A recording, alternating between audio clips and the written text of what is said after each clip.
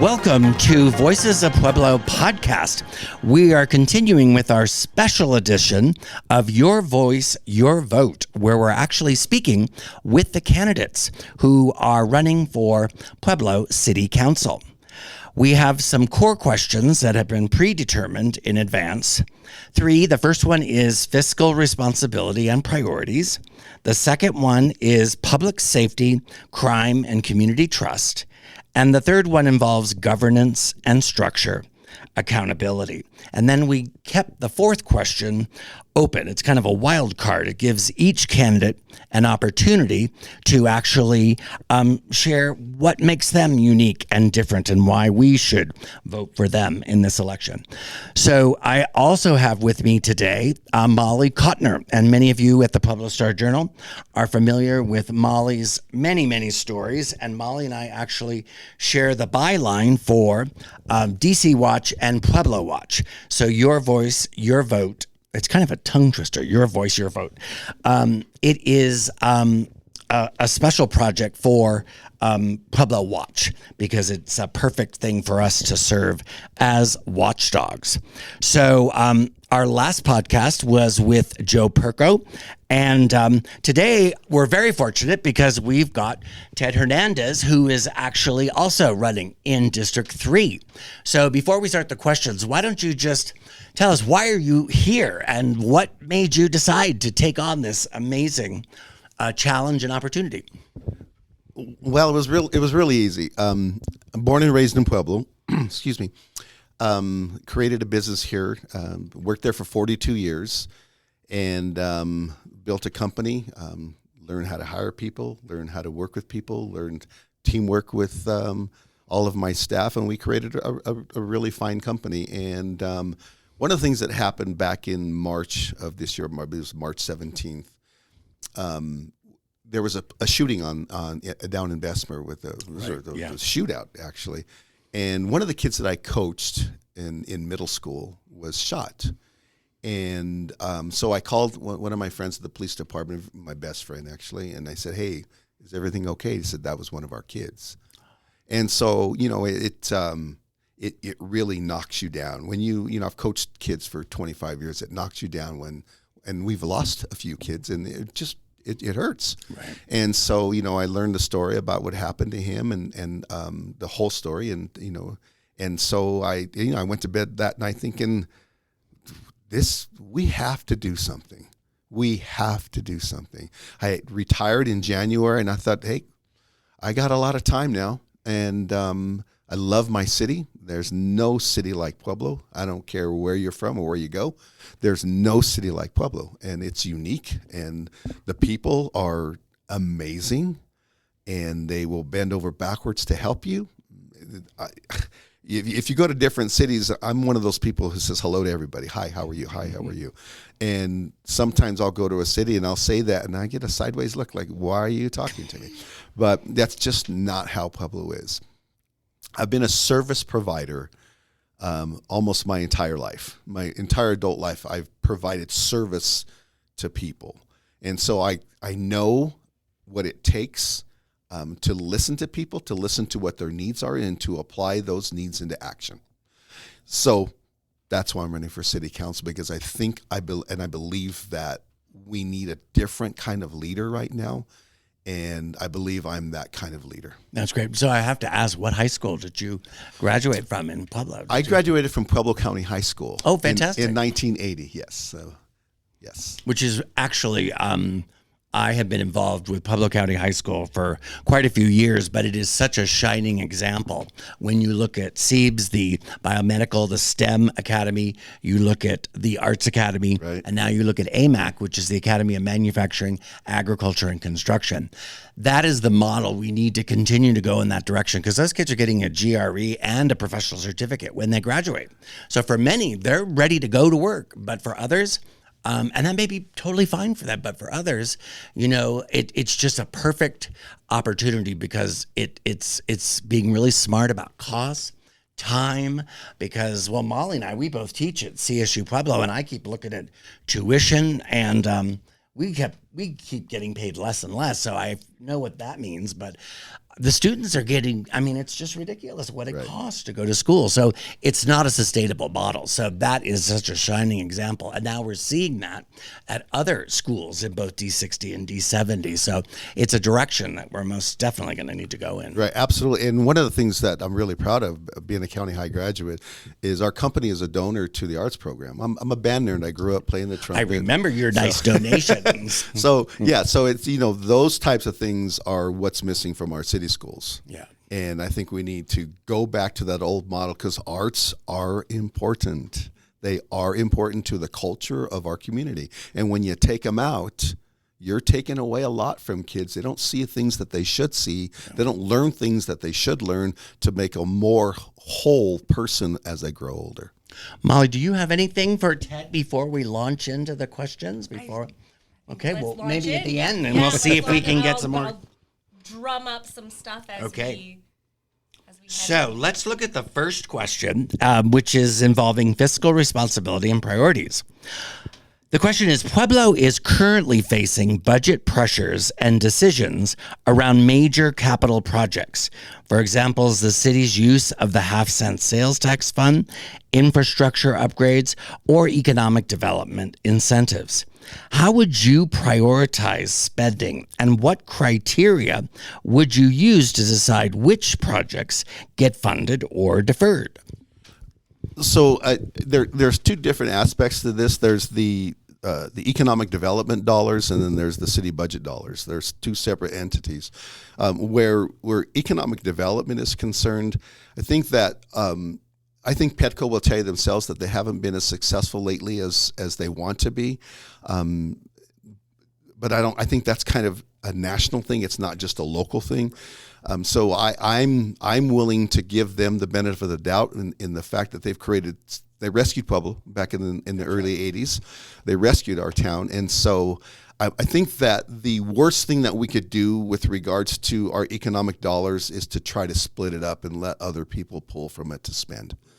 I would rather trust professionals than politicians to spend money. I hope that doesn't come off in a way that demeans somebody else, because it's not meant that way. I just think it's important that we use professionals in spending those dollars. I think that there are opportunities out there. I think there are opportunities that are like knocking on our door right now, but they have to see what Pueblo is willing to do to open that door for them. And I don't think it's a dollar thing. I think it's a Pueblo thing. It's a crime thing. It's a schools thing that we need to show that we're ready to step forward in a positive step forward in schooling and in crime, so that we make companies more comfortable to come to Pueblo. And I would just ask, in terms of these professionals that you would favor over, say, a politician, would these be specialists inside the city government, or would these be perhaps outside individuals if it's something that's special? How do you kind of envision that? It'd be really nice if we had all these experts that we could just plug into, but how do you see that right now in this transition? So right now, I think the way it works right now with Petco, and they do work with the experts within the city to decide who's going to come and what kind of dollars we're going to offer, and when and if they bring that to city council for approval. So I think we have the right mechanism in place. But we have to take care. We can't put the cart before the horse. Exactly. The cart has to be full of education, has to be full of fighting crime and making sure that streets are safe, so that companies have the desire to come here. That's right. That's right. If we had a shining city on the hill, like I believe we can, like I believe we will, companies will come to us. Yeah. They just will. But we have to fix our streetlights in a theoretical way of saying it. We have to fix our schools. Mm-hmm. Literally, we have to fix our schools. Well, you're already seeing individuals. One, maybe they were born and raised here, they left for 20 or 30 years, they're coming back. Or you find people, I'm just amazed at how many new faces I see. And I'm always in a room, if I know 90% of the people, I'm looking for the 10% I don't know. So I ask, why are you here? And it's pretty amazing. And of course, a lot of it has to do with the value that you get that compared to, say, Denver or Parker or Colorado Springs. But, you know, it's really interesting. When I came to Pueblo initially and I was recruiting doctors and professionals for the company that I was hired when I first came to Pueblo, it was so hard to get doctors to want to come to Pueblo, work in Pueblo, and live in Pueblo. They would live in the South Broadmoor, and then they would drive here. And the whole thing was schools, it was restaurants, it was services, it was all of that. So, but I think you're absolutely right. I think there's a huge opportunity because we're already seeing it in different ways. I think we just need to get really smart about how we actually package and sell that. Yeah, and I don't care if you've been here for 2 minutes or 30 years.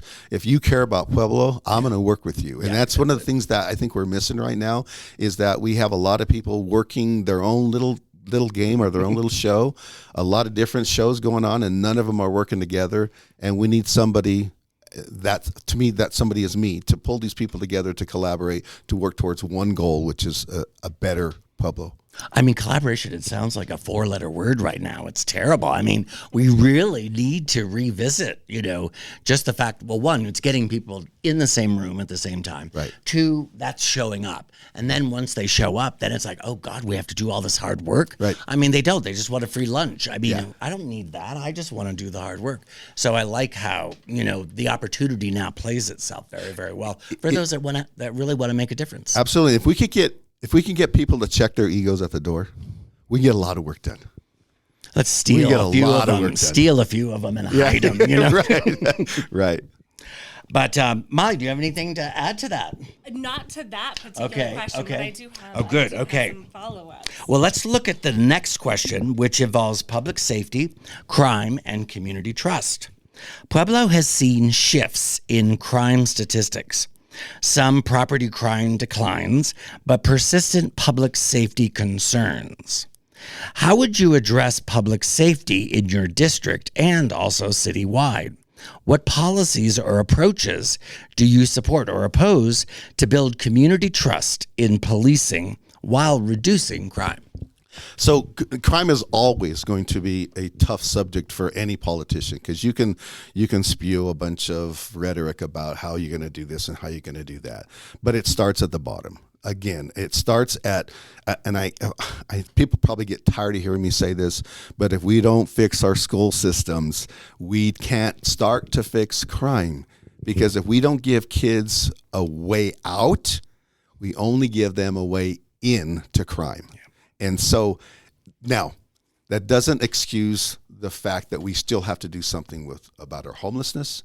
We have to do something about the mental health issues that are on the streets today and the substance abuse that are on the streets today. We also have let the state off the hook with regards to treating people with mental illness. We have hundreds and hundreds of beds over there that the state should allow us to put people in so they can get treatment. And then once they receive that treatment and they're ready to come out, they should have services when they come out, so that it's not a revolving door. And the same thing with addicts. If we're not creating environments for people to get better, it's not going to happen. We can't hope or wish or pray away a problem. With regards to law enforcement, I think that we are funding 50 to 55 new police officers each year. We've never gotten more than probably 12 in a year. I think we just hired 3 yesterday or the day before yesterday, which is good. We need more police officers, bottom line. I think we have to reevaluate how we are fighting crime, the way we are spending money, the way we are allocating resources to our police officers. They are the finest people that we have in our community. They see the 10% of the worst people in our community, and we expect them to act like they're working with the 90%. It's just not going to happen. We have to find a way. We have to find a way to allocate resources where crime is and not so much where crime isn't. I also think that there are private security agencies that would love to help the police department, would love to be in areas where you can not substitute for the police, but be a presence for businesses. I mean, you go downtown and you talk to some of the businesses downtown, and they say, "Well, we're here downtown. Some of the crime that's down here can be alleviated if we just had a presence." It doesn't necessarily have to be the police force presence. They should be fighting crime. And does I think one of the private companies, is it TNT? Do they still do the Riverwalk? Because I know there were certain sections of Pueblo where they had defined roles and responsibilities because, and this is where this question was going to go, oftentimes it's not a police officer that should actually respond to a call. It should be a mental health or just it could be a million different things. Right. So I'm just curious because that's where I could sense you were going. How does that all play in? So it's your budget priorities. Yeah. If you have to prioritize, I've worked, like I said, I worked for 42 years, same job. I have this one young man that I've personally served. I still take him grocery shopping every Monday. We still do his cleaning his apartment twice a week. He has been in and out of institutions his entire life. He's 42 years old. He's been in and out since he was 5. Wow. So he's duly diagnosed. So he's schizophrenic. And there was one day he was with his staff, and the staff called me and said he's losing it. He's decompensating really, really quick. I went over there and he had a knife to his chest, and I knew he wasn't going to hurt himself. So I walked over to him very calmly. We've known each other, and I just took the knife out of his hand. Somebody had called the police. The police came, and so did a social worker. Wow. And it was amazing that within 15 minutes, the police officers could leave. And the social worker or the crisis management person was able to stay and work him through the issues, that is policing. I mean, it's not policing crime, but it's policing in a way that helps everybody. So that's a model I think we need to expand upon. I actually was going to ask you about that particular model because we have seen kind of statistically some positive results around models of these comprehensive policing type situations. Mm-hmm. And absolutely, this is a very journalistic, unfair questions that I'm going to be throwing at you. That's okay. So please, at any point in time, say this is, are you asking everybody this, right? No, I'm fine. I'll answer any question. But kind of questions around, particularly in the time in which we live, where there is a lot of uncertainty around policing. Mm-hmm. There is a lot of distrust in the police. Correct. Pueblo Police Department has had some real issues with trust. Correct. And specifically around kind of models around who is being hired, what are their credentials for being hired? Are they getting the kind of training in which they are engaging? Because we know that particularly individuals with disabilities, particularly individuals with disabilities who are people of color, mm-hmm. are disproportionately impacted by police violence and police brutality. And so hearing kind of some of this discussion around support, around a more comprehensive model of policing, but also kind of preventative measures. So I want to hear a little bit more about your vision of how do we get maybe trust back in our police department, because I hear consistently that there is no trust there. Okay, so you're absolutely right. And one of the ways that I believe that we can do it, and again, it's about how we prioritize how we are policing. We shouldn't send 6 police officers to deal with 2 or 3 homeless people. We should send the help that the homeless people need. And those are the social workers, the people who are working in crisis, and let police do the policing work. Because that's where, when you have to deal with somebody like I have, probably like you have, who has a mental illness, and you're not trained, you don't know how to do it. You're just not prepared. You're not equipped to know how to manage somebody who's in that crisis. So you end up doing something that you think is the right thing, but may not be the right thing and looks bad to everybody else. And I'm not saying that every police force has a few bad apples. I'm never going to say anything otherwise. But I think for the most part, they need the type of training for the people that we're serving. Yeah. And so I think that reprioritizing how we're policing is going to work. It's going to work. If we can imagine it, we can do it. We just have to get the right people in the right places to do those things. And I think the police department is hungry for that type of mentality. That type of, hey, I got your back, but we got to do things in a different way. Let us help train you so that you know how to deal with these people. So you call on the right resources when you're in these environments, when you're in these situations. So you're not put in a bad spot and this person is getting the help that they need. Mm-hmm. I think that's, then as far as like preventative measures go, are you an advocate for, because we know that sometimes preventative measures do sometimes take away from budgets of heavy police forces. They take away from budget resources allocation for other things. On kind of the spectrum of advocating for more preventative measures, what are some of your thoughts on that? So I mentioned earlier that we fund probably 50 police officers in the budget every year, and we get maybe 12. So again, if we can reprioritize those funds to those people who will help people in need, as opposed to just sending a police officer, then we are a better police force. Our community police force is better. It's not just about the guy with the gun and the vest. Sometimes it's the person with the hope and the prayer. That is going to be the help for the person that's in need. That can be a part of that overall police force. Absolutely. Yeah, and that's so important because there's so many times, and I've lived around the world, I've been in situations where when you don't know what's really going on, sometimes if there's loud shouting or if people are angry, you can very easily jump to conclusions, that this person, is a danger to society. When if you just knew exactly what this person's story was, what did they, what was their day before or a year before or 10 years before, like you were just saying, you had a friend who since at 5 has been dealing with all of these different types of treatment modalities and just trying to keep him independent and living, Right. So that's the other thing is that we need to start, it's not just the police, but it's also the citizens need to realize, that, if you see a crazy homeless person, well, there's crazy non-homeless people too. Exactly. I mean, we Right. just really need to just level the playing field Right. and have the right people with the right skill sets that can actually, I don't have that kind of demeanor to go.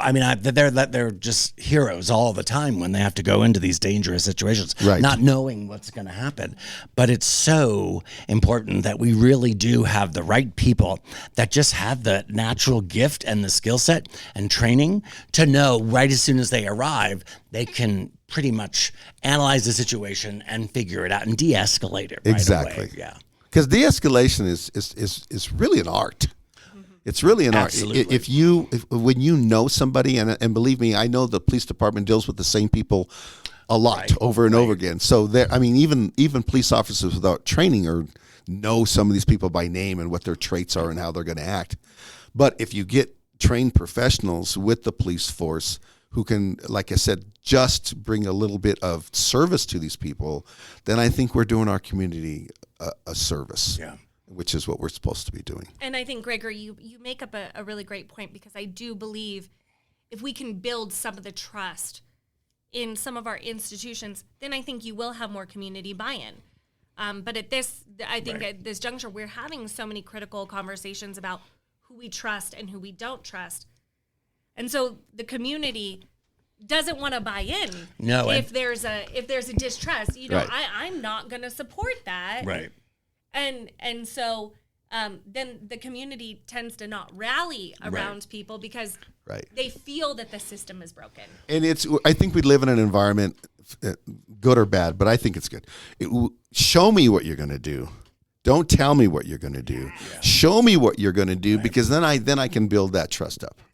And I think as a police force, with those specialties, I think we can get that trust. Whatever trust is lost, I think we can get it back. Yeah, and I think the one thing that always kind of gums up the system is we have a hard time meeting people where they actually are Correct. at that moment. Correct. And that's the skill. When that radar is honed in and you've got empathy, and I mean, it could be all hell breaking loose, but you've seen this before, you know what's happening with this person. Because at the end of the day, they end up going to the ER, and then they Right. get out with their robe on and their bracelet, and they're back out doing the same thing. We need to it's housing, it's food, it's healthcare. I mean, there's so many things that we can do when we meet people where they are to build that trust. Right. So, quick story about this gentleman I was telling you about. In and out of institutions since he was 5. We picked him up as a care provider about a dozen years ago, and he had been in and out of group homes or staffed homes, host homes. And one day I get a call from his provider, and I lived like a mile away, so I drove over, and he's sitting on the curb, and he had injured himself, and he had a shoestring tied around his leg. He wasn't going to hurt himself, but because he said he was going to, we ended up spending the evening and late night at the hospital. And so we're sitting there talking, and I said, what was your thought process behind this? Your clinician starts to kick in, right? So what's your thought process behind this? I said, I just didn't want to be there anymore. I wanted to go somewhere else. I said, you could just tell me, I don't want to be here anymore. I want to go somewhere else. And I would do that for you. I work for you. That's what my job is. So, I took him home to my house. He spent a couple of nights with me. And one day we're having breakfast. One of the mornings we're having breakfast. I said, well, why don't you live alone? You can read, you can write, you can cook. I can't live alone. I've been in and out of institutions since I was 5. No way. The next morning we're eating breakfast again. And he says, can we try? Absolutely, we can try. So with a little resources, with a little support, he's been on his own for 10 years. Wow, that's amazing. 10 years. And so those are the kinds of things that if you can imagine it, if you can put the resources into it, it can be done. And I feel the same way about our community and about our police force. Yeah. And that has such a multiplier effect too, because once that person establishes that independence and can live on their own, they're helping others. They're sharing information with others. Yeah. They're the king. They're the boss now. That's right. And they are helping. I mean, I've seen that happen. Not enough, but I've seen it happen, and it's so beautiful. And you just hope that will continue as long as it can. Because it can be almost anything, especially if it's a chemical imbalance or something that may just shatter that for a short period of time. But the fact that the next day, you could tell he was probably thinking about it. You gave him the opportunity. Oh, God, I could never do that. I don't have the, well, I mean, if you were hospitalized since you were 5. How would you know? How would you know? You Right. think that's the only way that you can do it.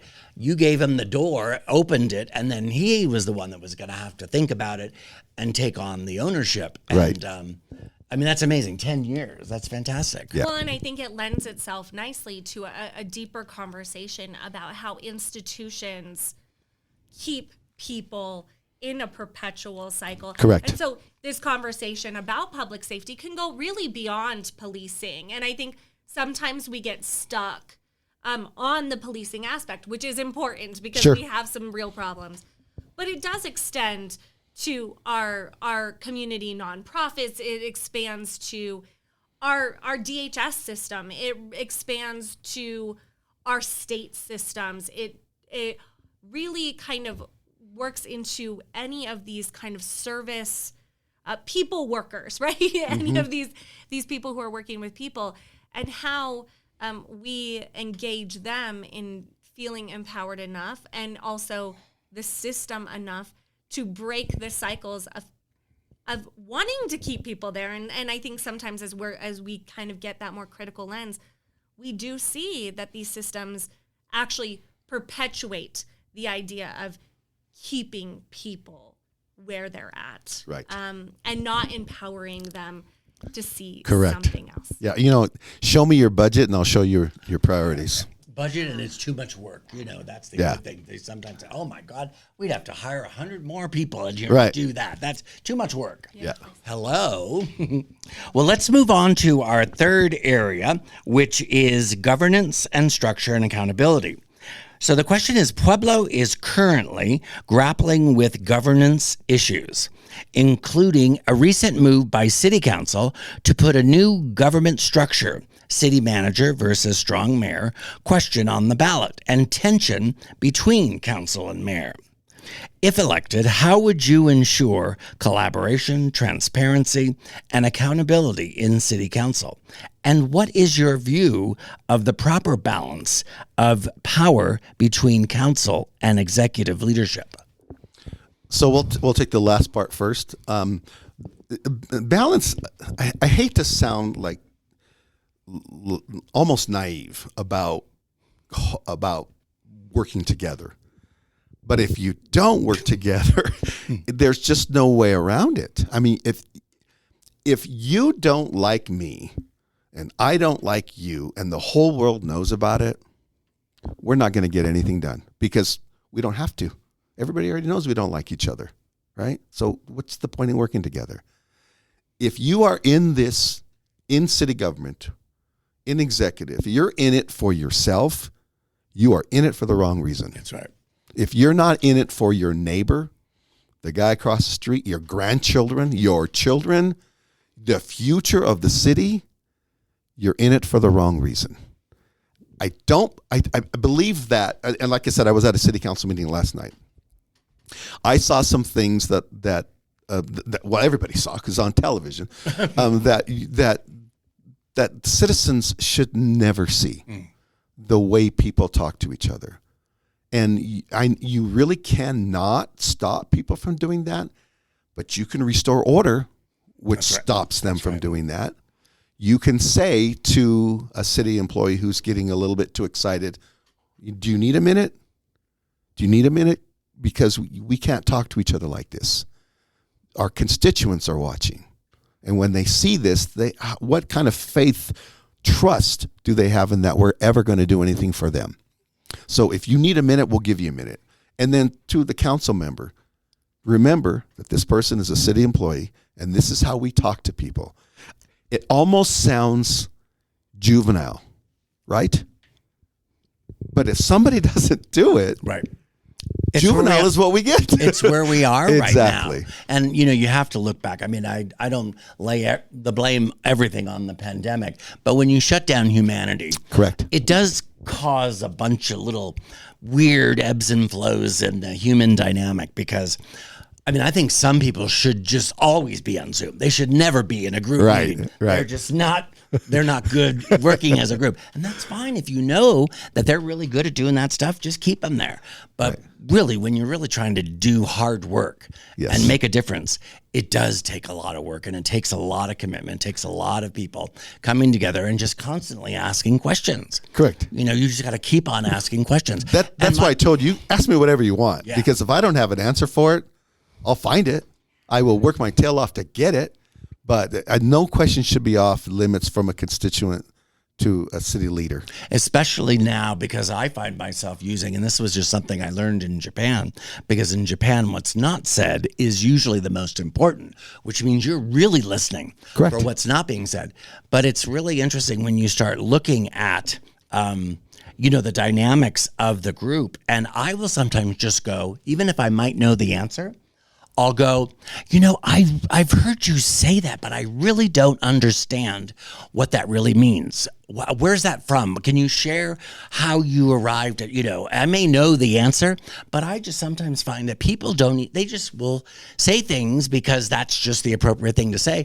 And then all of a sudden you put them in a position where they have to support the reason why they're saying and acting and behaving the way that they are. And how refreshing is that for them, for the community to be able to see that? Well, and it's not, for them to have the understanding, okay, now I know how you arrived at this plus we don't know everything.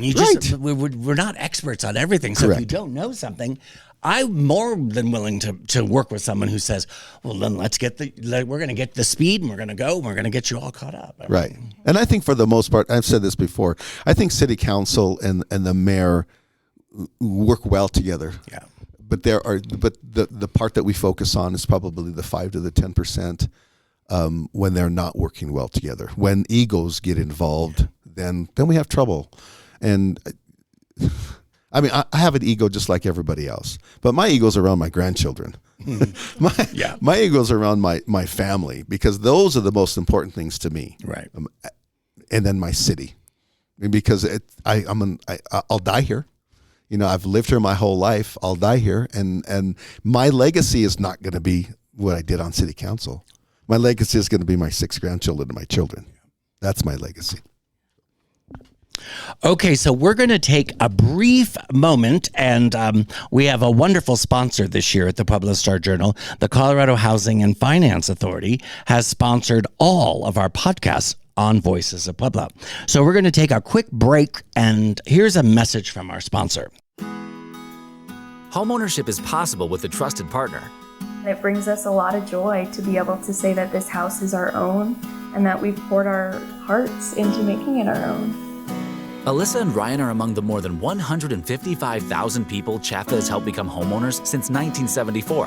It starts with homebuyer education and connecting you with a statewide network of participating lenders. Get started at chfainfo.com/yourhome. Chaffa is an equal housing lender. Okay, we're back, and we're here with Ted Hernandez, who is running for City Council in Pueblo. It's District 3, and I'm also here with Molly Kottner. You're the Pueblo Star Journal, one of the newest writers that we have, who's really starting to dive into some really exciting stories. So investigative journalism is really one of the areas that we have been waiting to dive into more and more, but you can't do that unless you have the resources, you have the skill sets, and you have the actual ability to do that. So we are so lucky to have Molly, because she's got them lined up, and you're going to be seeing them. And I should announce now that beginning on October 24th, we've been listening to all of the readers and all the listeners out there, and everyone has said that a lot happens between each month. So beginning on October 24th, we're going to be launching a bi-weekly. So you're going to get the print edition, same as you've been getting it, and the digital, because I know some of you don't need the print. You just like to get your news in digital. But what we're going to be doing now is, in between the print editions, you're going to get another PSJ. It'll be a digital edition.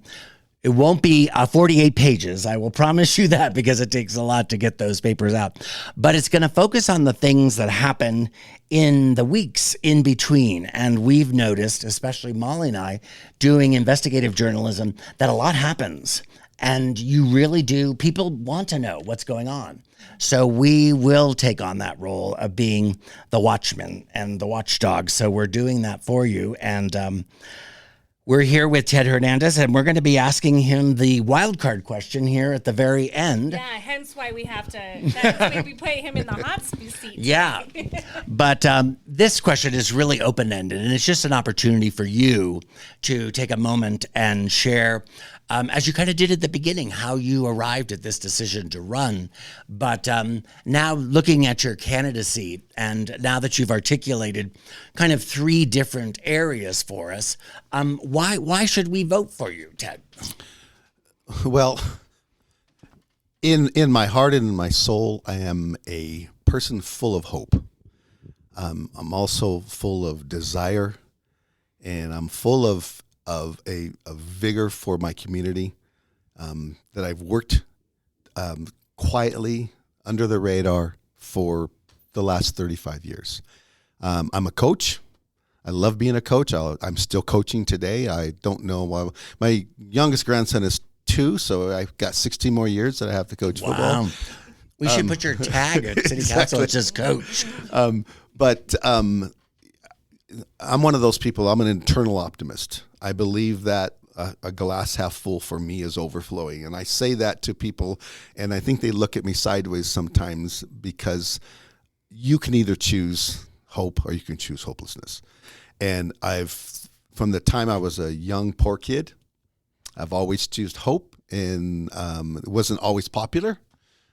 growing up with 5 brothers and sisters who we were just poor. I mean, you don't know it until somebody tells you. That's right. You know, when you have, I'll tell probably more than I should, when you have beans and tortillas every day for 30 days because your dad's in the hospital as a disabled veteran, and you know mom's can't work because she's taking care of 6 kids. You learn what life is all about, and you learn adversity.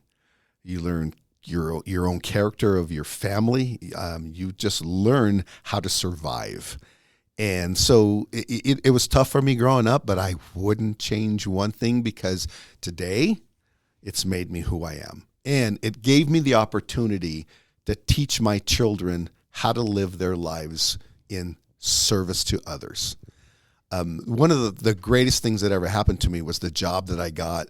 And I say to people, like, my first job was sweeping floors. It was not that glamorous, but it's probably not something I should say to anybody out loud. As a CNA, you can imagine what it was. So, but I loved it. I mean, I loved working with persons with developmental disabilities, and to serve them, to see those people grow and to thrive. It just meant the world to me, and I was in the right place at the right time to be able to save some money and buy the company, take it from meager beginnings to what people would consider astronomical levels right now. Around the entire state of Colorado, we are the go-to service agency for the state of Colorado. We are the largest private service provider agency in the state of Colorado. We're very proud of what we do. We give to every charity that we cover. We've over 10 years, we've given $1 million to Special Olympics. So, we put our money where our mouth is back into our community and into service. That's why I'm running, because I think too many people are in politics to advance their own either portfolio or career or life. I am only in this to advance the south side, central side of Pueblo, south central of Pueblo. I think that we're getting shortchanged right now. I don't want to say anything derogatory about another person because that's not how I work. We need somebody who is going to help that side of town. Pueblo South High School has gone from 1,300 students 5 years ago to 733. And the reason why is because there's no reason to go to South High School. There's just not. You have an AP program and general ed. That's it. At all the other high schools, you have STEM, CTE, medical programs at Centennial, and AP programs. So for me, and I hope I'm wrong, but it looks like they're trying to drain the south side of its students because we probably have too many high schools. Well, and then you have the online academies. Exactly. Which, oh my gosh, I was talking to the principal at Florence High School, and when he opened up the school, he had like 1,100 students, and a year or 2 years later, there were 650. Exactly. It's like, where'd they go? Well, they're still here, but they're not here.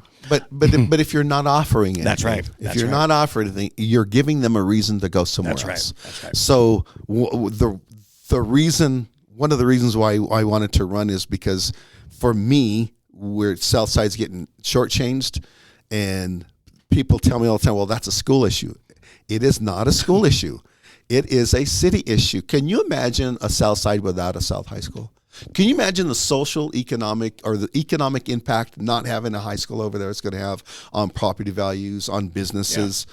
Yeah, it's especially in Pueblo, where high school is such a formative, experience that until the day you die, you're still asking people you meet, what high school did you graduate from? Which I think is unfortunate. I mean, we should be asking people, what college did you graduate from, instead of what high school you went to. But I understand Pueblo's culture. There's a lot of pride. People are very, very low. I have a question in regards to, you said, growing up, with less than perhaps other, families had. A lot less. What were some of the places or some of the people, or, I'm looking at institutions. It sounds like sports was a big one, but I'm just curious, with all your brothers and sisters, where were those, those beacons in the community? You know, you've got churches, you've got after school, you've got sports. Where was that for you? Because there's a lot going on, but if you don't know it and you're not dialed in. I think there's two ways when you're a poor person. There's two ways out of poverty: sports or education. And our family was not that good at sports, so we weren't going to get a scholarship to go play college football somewhere. We had to get our education. Like I said, I have 5 brothers and sisters. 2 of them are deceased. 2 of them are still alive. 3 of them are still alive. They all live in a different city. 2 live in Denver, 1 lives in San Diego. I stayed here because my dad was sick, and I was going to take care of my dad. Right. Plain and simple. He died when I was 25 years old.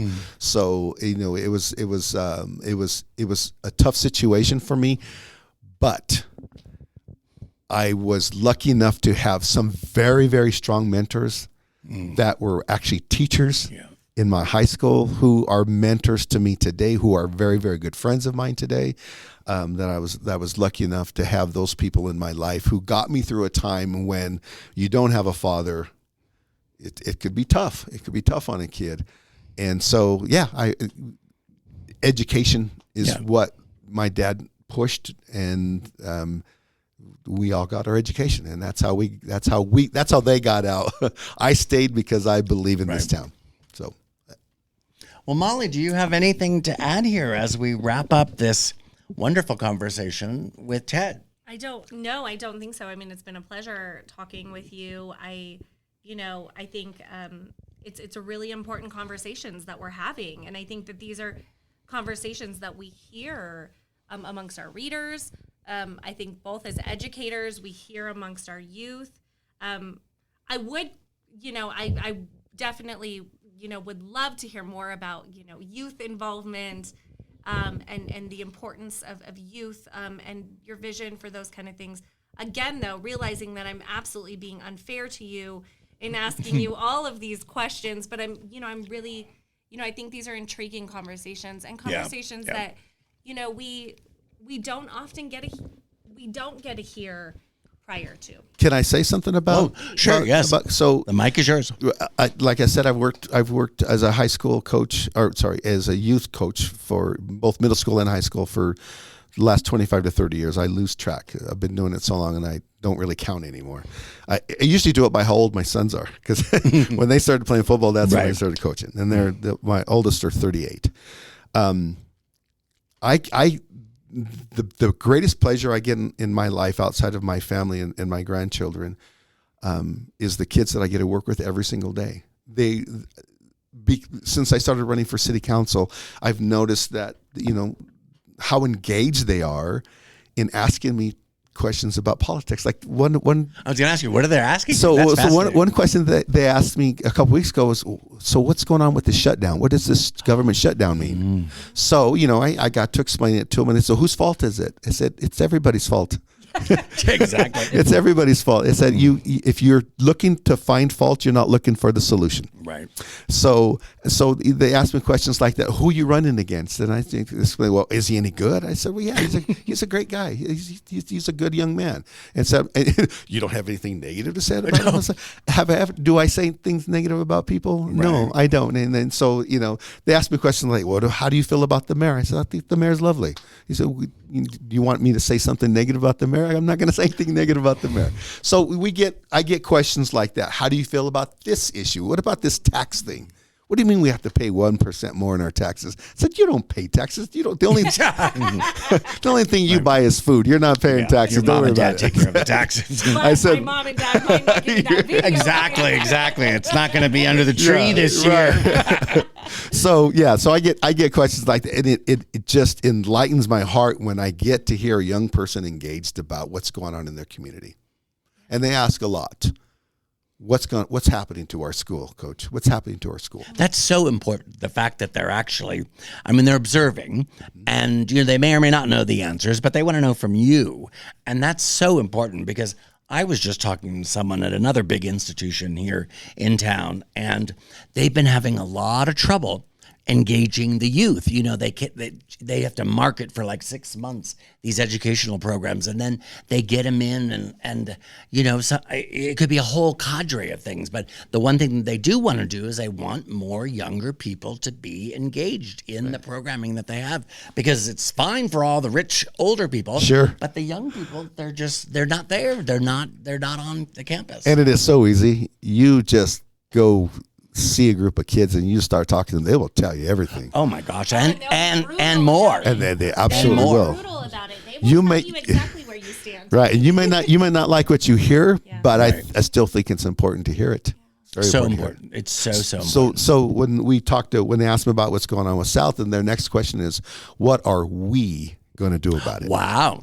Okay, so they're already looking at a game plan. They're looking at solutions, and it's going to be, what are we going to do about it, Coach? Wow. So now, is that person student government? Is that person really? That's great. No, just a very, very intelligent 17-year-old running back. Well, a running back does need the help and assistance of everyone else on the team to make sure that they can score a touchdown. If you look at him, you don't think he's 17, and when you talk to him, you are convinced he's not 17. But he's just a very, very bright young man, and I love talking to him every day. And we need so many more of them. Yes. They really are the future. Yeah. And I think that, we've spent so much time talking about generations. I mean, I'm starting to watch my millennial generation now sit there and say things like, oh, those, and I'm thinking, oh my, we've become everything we hated. Exactly. Gen X. And then, right. But I think the more that I'm around youth, the more I have this incredible hope that, that they're so incredibly brilliant, and they are living in such a really hard time to be a kid. Mm-hmm. And when they can be 17 years old and look at you and say, what are we going to do about it? Right. I think that's what we need to hear. And I think that's, it gives us, I think it makes, I want to look at my generation and go, well, what are you saying? Because you're not right. Exactly. They have that hope. That is so important. I just got 2 calls out of the blue from 2 of my seniors at CSUP who graduated last year, who really need help. And they're very different requests. Some are work related because the job market sucks right now. And then the other is more kind of personal and things of that sort. But the fact that there's that little bit of trust there, that they, they can't talk to their parents, but they can talk. And I go all in. If I'm going to commit to a student, right, I'm all in. And that's what I said to all of them last year, because there were some things that were a little bit unfair in terms of how the classes were not being, offered and what have you. And you're supposed to graduate with so many of these, and you got to shop around in other departments to try to complete your degree. But they were really frustrated. And so I just said, I will have your back today and always. And that was my dad's mission. And he said, I don't need anything back, but if anyone ever asks you for help or assistance and you can do that, do it. And absolutely pass it on. So absolutely. But it's not hard to give. No, it's not hard to give at all. I think the world needs, as we're climbing the ladder, a lot more people, instead of kicking people down, we need a lot more people uplifting each other up. That's right. Yeah, I don't know where all the meanness and the cruelty, I know, I have an idea, but it's so easy to shift that. It's so easy just to put a smile on your face. Or, right. I just walk down Main Street and I'll just start picking up trash, just because I don't like it looking. And people will come up to me, why are you picking up trash? Well, because it's there. It's there. And that's the only reason. And then afterwards, it's all clean, so simple little things. And when you're lucky enough, like I have been through hard work, blood, sweat, and tears to build some wealth, if you don't bring a lot of people with you, oh gosh, yes, you haven't really done anything. That was my dad's whole philosophy. You've not done anything. So kind of got crazy for a while because everyone was on board, all the time. But it was wonderful because a lot of my dad's family didn't have the resources. They didn't have, and he just made sure that that was something they didn't have to worry about. And he did that consistently. So it's nice when you do have that, and that you bring everyone with you, and fill the tub up all the way to the top. That's right. It's more than half full. So. If I'm lucky that all 4 of my boys run the company now, and the thing that I'm really, really proud of this is the fact that they can make a decent living here and stay in Pueblo.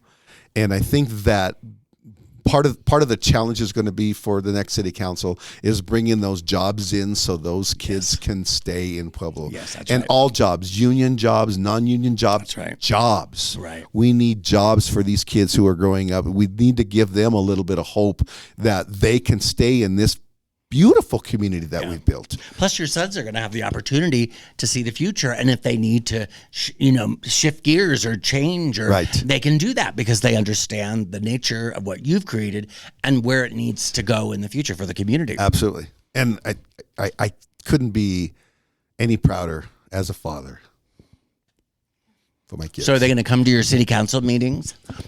Oh, I tell you what. They can watch them on TV. I'll tell you something really good about. I as a parent, I've made a lot of mistakes, and you do when you have 4 boys, and they will tell you verbatim every single one of those mistakes. But I think they're really proud of their dad right now. That's great. That's great. Well, we are really happy that you came in today, Ted. And I want to thank Molly for coming in today, too, and also for the Colorado Housing and Finance Authority for, again, sponsoring this series in 2025. We'll be continuing this whole series over the next week, and hopefully we'll have everyone in the system, and it'll take us about an hour to get this up for you, Ted. So this will go live today, and it'll be available on our server, but wherever you get your podcasts, we're available. So you just have to look for Voices of Pueblo, and it's kind of a fun, your voice, your vote. It's a big check mark, but you'll see it when you see it. But and then we'll give you the links and everything so that you can share it too. Well, thank you so much, and I don't think you probably get thanked enough for the service that you're providing, not just for candidates, but for the citizens of Pueblo. So thank you very, very much. Oh, thank you very much. We love it. It's a lot of work, but it's so necessary right now. So I can't imagine doing anything else. Although I sometimes wonder why, but no, it's so important right now. It really is, because if you don't have local news, it's a really difficult place to live. Correct. Okay, well, thanks again. And this has been Voices of Pueblo, your voice, your vote with Ted Hernandez. Thank you and have a great day.